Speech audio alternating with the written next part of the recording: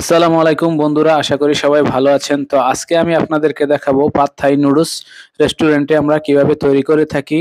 সব প্রসেস আপনাদেরকে একটা একটা করে দেখানোর চেষ্টা করব। আশা করি ভিডিওটি সবাই কন্টিনিউ করবেন ইনশাল্লাহ। তো পাদ থাই নুডলসটা তৈরি করার জন্য আপনাদের প্রথমে সবজি কেটে নিতে হবে, পাতাকপি এবং মাশরুম, গাজর, তারপর হচ্ছে ব্রোকলি।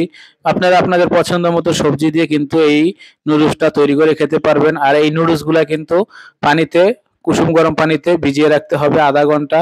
তারপরে স্টিনার দিয়ে ঝরা দিয়ে কিন্তু আপনারা এটা রান্না করতে হবে। তো বন্ধুরা, এবারে আপনাদেরকে দেখাবো কিভাবে আপনারা রান্না করবেন। তো প্রথমে আমি কড়াইতে তেল দিয়ে দিলাম, সয়াবিন তেল দিয়ে দিলাম অল্প একটু, প্রায় 20 থেকে 25 গ্রামের মতো। তার মধ্যে দিয়ে দিলাম পেঁয়াজ কিমা এবং অল্প একটু রসুন কিমা। তো দিয়ে কিন্তু আমি একটু ভেজে নিচ্ছি। এবারে দিয়ে দিচ্ছি 4 থেকে 5 পিসের মতো ডিম দিয়ে দিলাম। আর এই ডিমটা কিন্তু আমি আগেই ভেঙে রেখেছিলাম। তো ভেঙে কিন্তু চামচ দিয়ে ভালো করে ফেটে তারপরে কিন্তু কড়াইতে দিয়েছি। তো এবারে দিয়ে দিলাম অল্প একটু চিলি অয়েল। আর চিলি অয়েলের রেসিপিটা কিন্তু আমার পেজে দেওয়া আছে, আপনারা চাইলে ওখান থেকে দেখে নিতে পারেন। চিলি অয়েলটা আমরা রেস্টুরেন্টে কিভাবে তৈরি করি সম্পূর্ণ ভিডিও আছে। তো ডিমটা কিছুক্ষণ ভেজে এবারে কিন্তু সবজিটা দিয়ে দিলাম, সবগুলা সবজি আমি দিয়ে দিলাম ডিমের মধ্যে। তো এবারে আস্তে আস্তে টস করে নিচ্ছি সবজিগুলা, আর হালকা নাড়াচাড়া করে নিচ্ছি। সবজির ভিতরে যে পানিটা আছে সেটা একটু শুকিয়ে নিচ্ছি। তো কিছুক্ষণ নাড়াচাড়া করার পর কিন্তু আমি নুডলসগুলা দিয়ে দিলাম, থাই নুডলসগুলা দিয়ে দিলাম, মানে পাদ থাই নুডলস বলে থাকি আমরা রেস্টুরেন্টে। তো নুডলসগুলা দিয়ে একটু গরম করে নিতে হবে। প্রথমেই হালকা নাড়াচাড়া করে দিয়ে ডিমের সাথে এবং সবজির সাথে ভালো করে মিক্স করে তারপরে দিয়ে দিবেন অল্প একটু সয়া সস এবং অল্প একটু ম্যাগি সস দিয়ে দিলাম। তো সসটা খাইয়ে নিলে নুডলসের সাথে এবং সবজির সাথে পারফেক্ট ভাবে মিশে যায়। তো প্রথমে দিয়ে দিলাম লবণ, দিয়ে দিলাম পরিমাণ মতো, তারপরে দিয়ে দিলাম টেস্টিং সল্ট। চাইলে আপনারা টেস্টিং সল্টটা অ্যাভয়েড করতে পারেন। 1 চামচ পরিমাণ সুগার দিয়ে দিলাম হাফ চামচ পরিমাণ হোয়াইট পেপার, দিয়ে দিলাম অল্প একটু কাঁচামরিচের কিমা।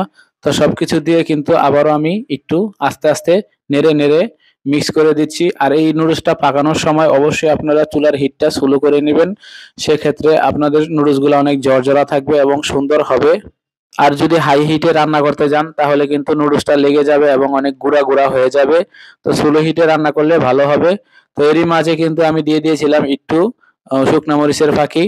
শুকনা মরিচের ফাঁকি দিলে নুডলসটা একটু ভালো স্পাইসি এবং টেস্ট হয়, সুন্দর একটা ফ্লেভার আসে। তো আপনারা শুকনা মরিচের ফাঁকিটা এই নুডলসটা রান্না করার সময় দেওয়ার চেষ্টা করবেন। এবারে দিয়ে দিচ্ছি অল্প একটু লেমন জুস দিয়ে দিলাম। এবারে দিয়ে দিচ্ছি চাইনিজ পাতা, ক্যাপসিকাম এবং আগে থেকে কিছু বোনলেস চিকেন আমি ডিপ ফ্রাই করে রেখেছিলাম। তো এগুলো আমি দিয়ে দিলাম। তো চাইনিজ পাতা, টমেটো এবং চিকেন দিয়ে কিন্তু আমি ভালোভাবে মিক্স করে নিচ্ছি আবারও আস্তে আস্তে। অবশ্যই স্লো হিটে এই নুডলসটা রান্না করতে হবে, তাহলে আপনাদের নুডলসটা অনেক টেস্টি হবে এবং অনেক ঝরঝরা থাকবে এবং নুডলসগুলা গুঁড়া গুঁড়া হয়ে যাবে না, লম্বা লম্বা থাকবে।